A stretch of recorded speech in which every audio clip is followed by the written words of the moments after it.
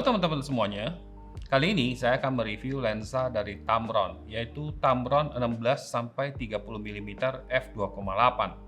Kali ini dirancang untuk sistem kamera Nikon Z.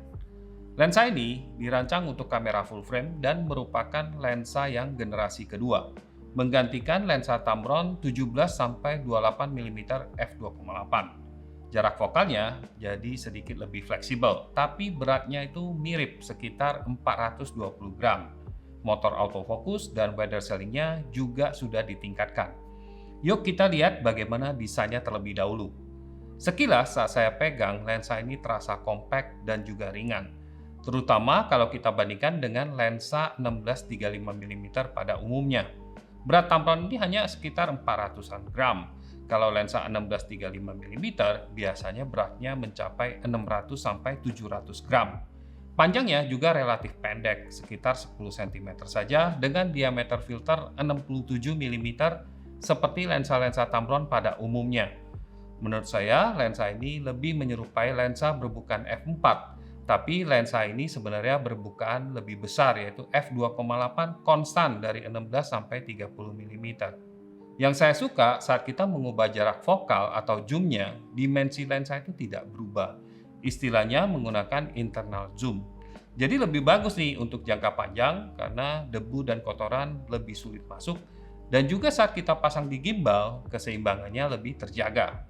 Desainnya sendiri ini khas Tamron banget. Cukup simpel dengan indikator jarak fokal 16 mm, 20 mm, 24 dan 30 mm. Ada ring manual fokusnya juga. Tamron juga menyediakan lens hood. Ada tombol focus lock dan USB-C port untuk firmware update. Di bagian belakang ada seal untuk weatherproofing. Tidak ada aperture ring untuk mengubah bukaan.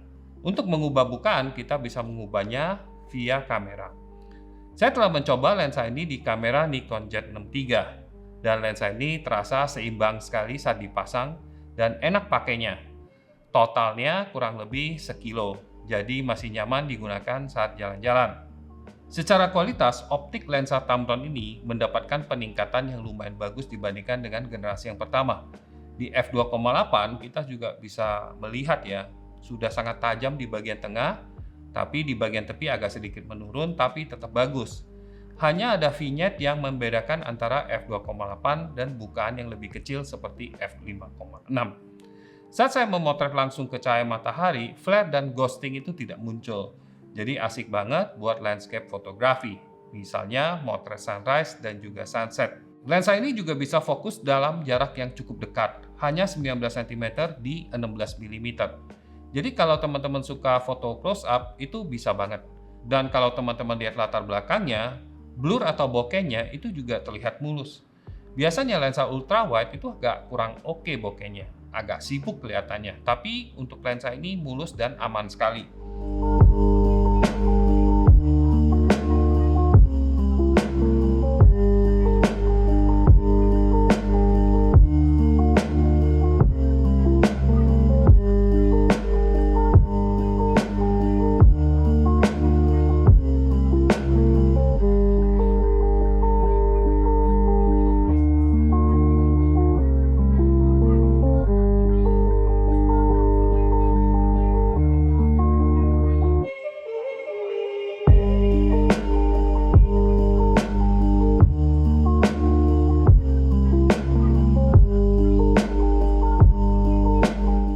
Tamron dan Nikon itu kerjasamanya sangat erat dan sangat bagus. Maka itu soal compatibility dan juga autofocus, kalau kita pasang lensa ini di kamera Nikon, itu semua fitur autofokusnya berjalan dengan lancar. Bisa face and eye detection dan juga bisa mengikuti subjek dengan mulus dan cepat. Focus breathing juga sangat terkendali ya. Jadi kalau teman-teman mau pakai lensa ini untuk merekam video, menurut saya juga sangat oke.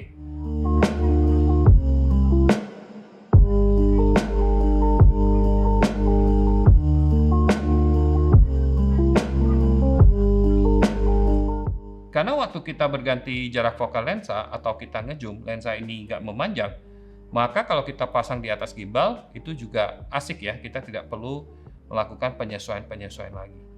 Oke, jadi lensa ini sebenarnya buat siapa? Karena lensa ini compact dan ringan, landscape atau travel photographer menurut saya akan sangat menyukai lensa ini. Bukaannya juga besar, jadi foto-foto di tempat yang kurang cahaya seperti foto di malam hari, foto bintang, itu juga bisa. Untuk foto orang atau potret, tentunya biasanya lensa 2875 dan 70-180 itu lebih populer karena distorsinya lebih sedikit, terutama kalau kita foto dari jarak yang lumayan dekat. Tapi untuk foto satu badan mencakupi pemandangannya, foto-foto kreatif atau foto-foto keluarga besar, lensa ini bisa mencakupi semuanya dengan mudah. Saat saya mereview lensa ini, Nikon Z belum memiliki lensa yang ekuivalen 16-30 mm, yang ada 14-24 mm f2,8 dan 14-30 mm f4. Jadi lensa Tamron ini sepertinya bisa melengkapi koleksi sistem kamera Nikon Z dan merupakan lensa ultrawide yang paling ringkas, fleksibel, dan juga harganya lebih terjangkau. Oke, gitu dulu ya teman-teman. Bagi teman-teman yang berminat memperoleh lensa ini, silakan langsung cek produk link di deskripsi video ini. Sampai jumpa lagi di video selanjutnya. Oke, bye-bye.